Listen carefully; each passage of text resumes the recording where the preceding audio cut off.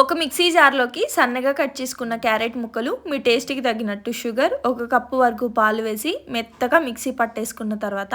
Stove మీద ఒక కడాయి పెట్టుకొని అందులో 2 స్పూన్ల వరకు నెయ్యి వేసుకొని మిక్సీ పట్టుకున్న క్యారెట్ ప్యూరీ అంతా కూడా ఇందులో వేసేసి పావు కప్పు వరకు ఉప్మా రవ్వ, పావు కప్పు వరకు మిల్క్ పౌడర్ కూడా వేసేసుకొని ఉండలేమీ కట్టకుండా స్టవ్ సిమ్‌లో ఉంచుకొని బాగా కలుపుకుంటూ వాటర్ అంతా ఇంకిపోయి దగ్గరికి అయ్యే వరకు కుక్ చేసుకున్న తర్వాత ఈ పాన్ తీసి పక్కకు పెట్టేసుకొని వేరొక పాన్‌లో హాఫ్ లీటర్ వరకు పాలు తీసుకున్నాను. ఇప్పుడు అందులో మంచి ఫ్లేవర్ కోసమని మనం రెడీ చేసుకున్న క్యారెట్ హల్వాలో నుంచి 1 స్పూన్ క్యారెట్ హల్వా వేసేసుకొని పావు కప్పు వరకు మిల్క్ పౌడర్, మీ స్వీట్కి తగినంత కండెన్స్డ్ మిల్క్ వేసుకొని అది బాయిల్ అయ్యేలోపు మనం రెడీ చేసుకున్న క్యారెట్ హల్వాని ఇలా లడ్డూల్లా చుట్టేసుకొని పక్కకు పెట్టేసుకున్న తర్వాత